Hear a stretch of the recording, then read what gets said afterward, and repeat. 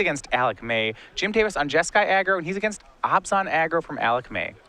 So this is a big tournament for Jim here with a pretty sizable lead in the Season 1 race for a slot to the Players' Championship. Jim flew down here to try to lock that up along players like Danny Jessup and Joe Lissette, who are trying to hunt him down.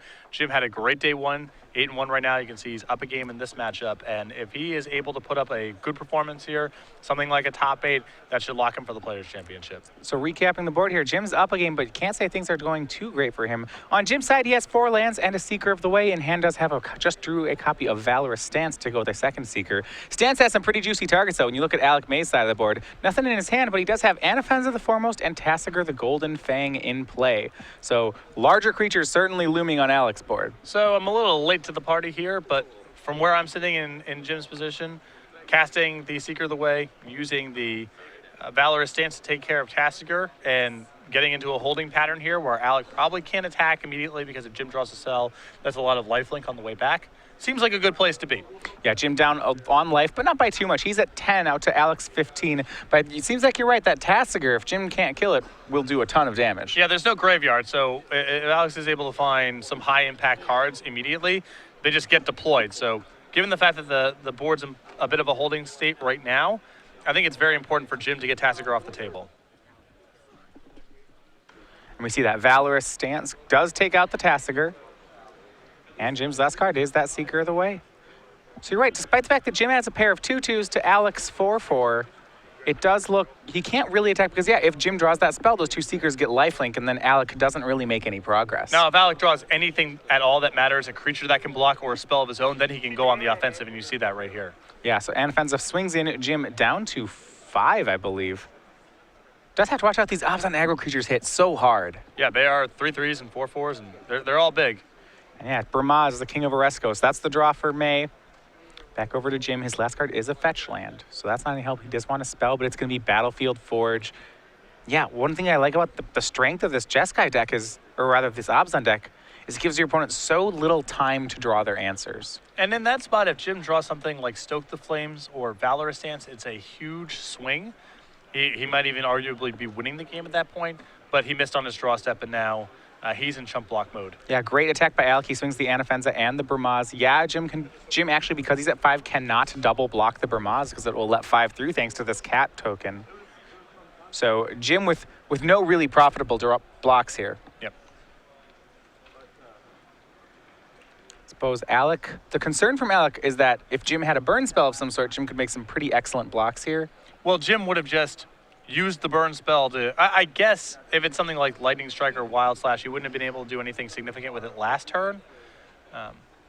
So I suppose there's some risk here, but I think Alec just has to attack. The attack's too good, even if Jim drew something like Lightning Strike or Wild Slash, so you just have to do it. Yeah, it's one of those, it's better to not play around the answer situations. You see Jim chumping 1 Seeker to the Anafenza, taking the other to take out the cat token, then taking 3 off Burmaz. Jim drops down to 2, draws another copy of Seeker of the Way. A lot of Seekers, but nothing that they can find right now in terms of a spell. They're just 2/2s, and Jim looks like he's on the losing side of this race. Yeah, he does get an opportunity to double chump block again, but this is only a matter of time. He passes. Yeah, this time he's going to have to chump both the large creatures and let the cat warrior through. This is the first time I've seen the Anafenza Burmaz non-bow, which is pretty charming. Anafenza, it takes a surprising amount of work for her to get a counter onto another creature. Yeah.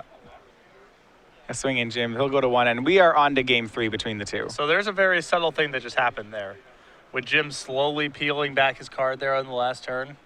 Because that's a spot where, if Jim draws End Hostilities, he's back in the game the way the board looks. Yeah, it is interesting. Jim does not have End Hostilities in his list. Correct. But that little slow draw there at the end may get into Alec's head that that's a card he has to play around for game 3. Yeah, and if you weren't following us yesterday, something that Jim Davis and Anthony Lowry actually are doing with their Jeskai decks is a lot of times you see Jeskai players side into a more controlling package. Things like Disdainful Strokes, Negates, and Hostilities, as you mentioned. Now, they're actually on much more of a red-white deck with just a very small touch on blue. Now, that means you could play cards like End Hostilities, but they don't. Instead, they still maintain a lot more of an aggressive posture in all their matchups. Right, and I think that slow draw from Jim there when he's drawing dead, that's all about getting into Alec's head that End Hostilities is in his deck. That's all that's about. Yeah, and you see players re-sideboarding here as we go to game 3. We're going to look at Jim's sideboard, the cards that he can use here. We certainly saw him use a copy of Valorous Stance that last game. That's not surprising at all. Glare of Heresy was in his graveyard as well. But a lot of his other answers, I'm not sure how much he actually has in this matchup. Cards like Sarkhan, Bramaz, even Disdainful Stroke don't seem to have too much mileage here. Yeah, the Valor Stance and Glare of Heresy are very solid against Obs on aggro, and I think that Jim is just trying to have a game plan of, my mana base is more solid than yours, you're going to take more damage, your removal's not quite as efficient, and I can beat you before you do anything too powerful. He doesn't have any trumps in the matchup, no haymakers, but he's just trying to play a leaner, more efficient game. Yeah, you see Alec in his list from Obs on aggro, one of the developments that really has helped push the deck again, 4 copies of Warden of the First Tree. Yes. His sideboard, 4 copies of Thoughtseize, 3 Drown in Sorrow, 2 Back to Nature, 2 Glare of Heresy, 2 Elspeth Sun's Champion, 2 copies of Nissa. I think that Glare of Heresy is solid in the matchup. I think if he knows exactly what's in Jim's list, Drown in Sorrow is pretty good as well. Jim's on a lot of 2/2s, though Alec may not be totally certain what Jim's exact configuration is, so maybe it comes in, maybe it doesn't. And if Alec wants to go big, I think the 2 Elspeths are a fine way to try to win the game against Jim, but I would not want to go that big in the matchup. Yeah, Jim did have multiple copies of Seeker of the Way, so maybe Alec will be tempted to bring in Drown in Sorrow. Then again, it's not always possible to Drown in Sorrow a Seeker of the Way. Right, and it depends on what creatures he saw, too, because some builds of Jeskai aggro are playing threats with, like, Bramaz. Even Ash Cloud Phoenix is pretty durable against Drown in Sorrow, so depending on exactly what Alec has seen thus far, that's going to dictate whether or not he wants to bring in his copies of Drown in Sorrow. Now, one thing I was asking, we saw with Jeskai aggro, is how do we feel about cards like Outpost Siege in this matchup? It's one of the cards that's really helped these red-white and Jeskai aggro decks along, but in a matchup which is so racing, has so many racing elements like this, is it a card that Jim has time for? I like it in the post-board games, because typically what happens in this kind of matchup is both decks slow down and bring in more removal, and Outpost Siege can be pretty powerful there. I think game 1, it's not going to be very good, but games 2 and 3, you know, Jim's bringing in more copies of Valorous Stance and Glare of Heresy. Alec could be sideboarding anything, is bringing in Glare of Heresy and Drown in Sorrows of his own. So Outpost Siege makes a lot more sense in those kind of games. It's going to be slower. You're going to have time to get it online. Yeah, absolutely.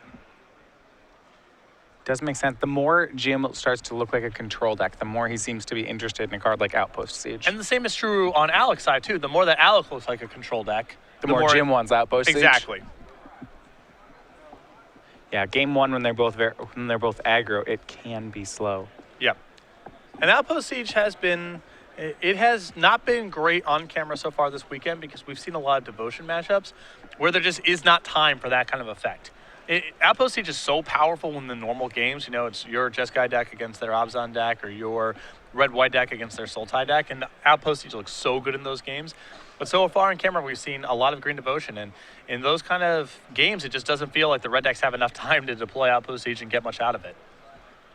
The best moments for Outpost Siege in those matchups have, in fact, been when it's been set on dragons and someone's just made combat more prohibitive for their opponent. Yeah. Going to the Obzon deck, I'm looking at the creature base for it. Want to walk through the choices that Alec has made. He has the standby creatures of Anafenza, Rakshasa Death Dealer, Fleecemane Lion, Warden of the First Tree. Only playing a couple Bramaz, does have 2 Wingmate Rock, and then just 1 copy of Tassiger. So this is a little bit of a bigger build than the one that Andrew Boswell used to top 8 in Miami last week. There was a copy of the list. I unfortunately forget the pilot, but there was a copy of the list that was playing a couple copies of Wingmate Rock in the main. Was going a little bit bigger. But this is a much higher end build than the one that Boswell was playing, where the top of his curve was Siege Rhino, and I guess if you count Tassiger. Yeah, and even though he's a 1-drop, Warden of the First Tree is actually a higher curve card. Well, it gives you some staying power. I think it's appropriate both in builds like this and the lower end build that Boswell's playing. Because if you think the game's going to be short, well, it's just another 1-mana play that becomes a 3/3 pretty easily. And if you're trying to mess around with things like Wingmate Rock and Elspeth on the board, you're already trying to play this longer game. 1 game out of X, you're going to end up going all the way to the top with Warden. All right, well, we are underway. Game 3, Jim Davis versus Alec May. Both players at 8-1. So you're going to start off with a Battlefield Forge on Jim's side, Temple of Silence on Alec's. As they set up. Mantis Rider hanging out in Jim's hand. It may be his first creatures. His draw there was Mystic Monastery. That's a good draw. If Jim was not deploying the Flooded Strand, it meant that he was hoping to draw a land. Now he's got his mana fixed and access to Mantis Rider here on turn number 3. very good on the play, especially if Alec is on one of those tap land type of draws. Yeah, well, Alec has to make some decisions here. I believe he has 4 lands in play, but only one of them comes into play untapped. This is often one of the really big resource situations of Abzan aggro. You have to decide which creature you need to play on curve and when you can take a break. He's going to make a turn 2 Fleece main line, cashing in his Windswept Heath. His other 2 lands do come into play tapped, so this will have some opportunity cost, and that his plays on the next turn may or may not come into play untapped. Although Temple of Silence into Forest is a nice setup for Alec because it allows him to cast Fleece main Lion and Rakshot's Death Dealer, meaning that if he needs to play comes into play tap lands, he can do that and still deploy his 2s. The cat will be the play as a 3/3. Jim, because he had that tap land, I believe he did have Lightning Strike available. Yeah, Jim really wanted to play Mantis Rider on turn 3, so he had to give up something. Either Right. access to Lightning Strike on the end step of Alec's second turn, or Mantis Rider on turn number 3. We'll see now. Now he does have the access to both plays. See which one he decides to go with. It's pretty hard to pass up on Mantis Rider. Yeah, it's more mana efficient now. It's damage this turn. It puts Alec on pressure to have a removal spell, and Alec might have to spend his third turn killing the Mantis Rider in lieu of playing his own threat because Mantis Rider represents so much damage. And then at that point, Jim can untap, Lightning Strike the Fleece main Lion if he so desires, and you have a neutral board. So for a variety of reasons, I like just casting the Mantis Rider this turn. Yeah, on the Abzan side, you have to watch out on races here because only one of the 2 deck plays red cards. So there's a lot more reach on Jim's side, whereas Alec needs to be ahead on the board. Jim can be even or behind and still win games. A lot more haste, too. The burn spells you mentioned sort of represent haste threats. Mantis Rider does as well. The only analog to that in Alec's deck is Siege Rhino.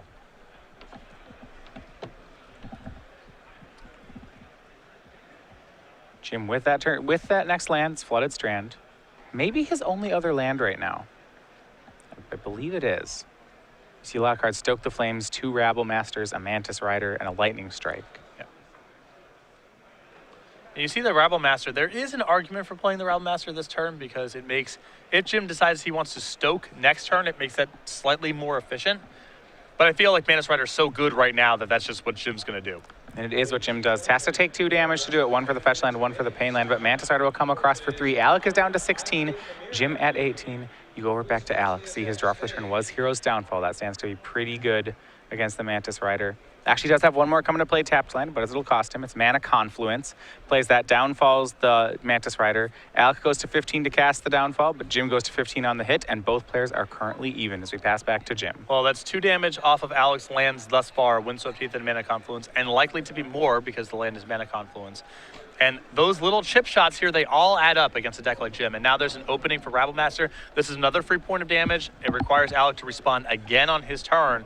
And you can see Jim's plan for staying more aggressive here is in part because Alec's lands are just going to add up over the course of time. And you compare those with Stoke the Flames and cheap removal spells to beat a objectively more powerful deck just because all these little points of damage add up. Yeah, and Jim's taking equal amounts of damage off his own lands, but that really doesn't seem to be as important here. Jim is better suited to play this sort of game, and he's on the play this game. So that adds up to, yes, it's the same amount of damage roughly, but way better for Jim than for Alec. All right, Fleece main Lion swings in. Alec plays a Temple and then follows up with a Bramaz. So Alec at 14, now 13 off the Bramaz. Jim is at 12 off the hit from Fleece main Lion. So the life total is very close here. And if this is the type of turn where if Jim has Stoke the Flames, all hell can break loose because Alec's is going to be way behind on the board, take a lot of damage this turn, still be on Mana Confluence for a source of mana, and not really have Jim close to lethal on the other side of the table. Jim does have Stoke Flames, but let me tell you about the card he drew, which is a lot better in this situation. He drew a copy of Valorous Stance. Well, I think he also has another Rabble Master in his hand, so he has a lot of paths this turn. Yeah, there's going to be a lot of damage coming across on Alec. Just Lightning Strike plus Valorous Stance for Jim. Could be second Rabble Master. Could just be Stoke the Flames and attack. It's an embarrassment of riches over in Jim's hand right now. This is it's only an option of how bad does he want to make this for Alec. What is he trying to play around at this point?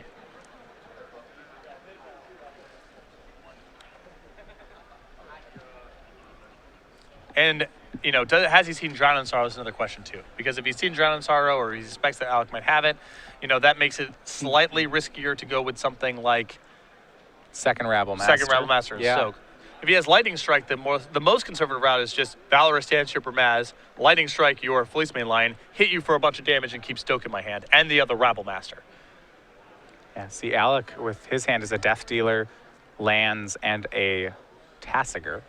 So this is the more conservative line of play. Yep, Valor Stance takes care of Bramaz. Here comes the attack from the Goblin tokens. It's 4 from the Rabble Master and 2 from the tokens. That's a swing of 6. Alex will go down to 7. And Jim, with Lightning Strike and Stoke the Flames in hand, that does add to 7. So there's not... I don't even think he kills the Fleecemane line here. He's just going to sit back and perhaps kill Alec this turn. Yep. It's one of those deals where, you know, if Alec produces another blocker, the Lightning Strike's more efficient going at the face. And if in the off chance Alec spends his turn trying to go monsters with Fleecemane Lion, then it's awesome for you to have the Lightning Strike left over. Right. I mean, well, this is lethal unless Alec has a Siege Rhino, right? Yes. And even with a Siege Rhino, Alec would take a damage to cast it, so he'd only go to 9. Jim could use the burn spells, and I believe with the Goblin token still has a lethal attack. Yeah, and the Siege Rhino would likely just have to block the Rabble Master in the best case scenario. So it's not even the end of the world. It would be a trade at best. Well, yeah, I think Alec would be dead to it. The Goblins would get across. So you see there, Anafenza the play for Alec. Jim is going to cast Lightning Strike. He points that one upstairs. Alec's goes from 7 to 4, and if you're not killing the Fleecemane line, then that's a real bad sign. Jim draws his turn. He's going to show the land and has Stoke the Flames in hand.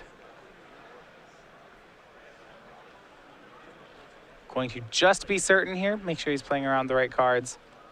Plays Rabble Master. That's second Rabble Master. That's going to be 2 Goblin tokens. And here's going to be Stoke the Flames for lethal.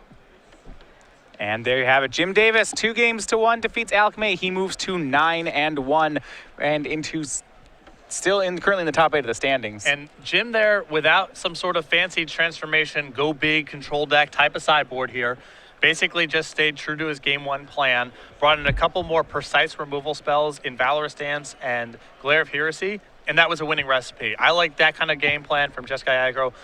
Again, in this matchup at least, a lot more than trying to go big to things like End Hostilities and Elspeth, and Jim was able to execute his conventional game plan very well as a result. Yeah, well played for Jim Davis. For Alec May, he's at 8-2. Remember, that's still very live. These players wanting to be in the top 8 at the end of the day. Both were in the top 8 currently going into this round. So Alec will fall down, but has plenty of chances to recover. And just a very well played game 3 there from Jim. A lot of different options, and I think that he picked lines of play that allowed him to maximize his opportunities to get in damage while not leaving himself overly exposed to something like Drown in Sorrow. So just very, very solid game 3 there from Jim, both in the way that he sideboarded, the way he constructed his deck, and then the way he executed his game plan.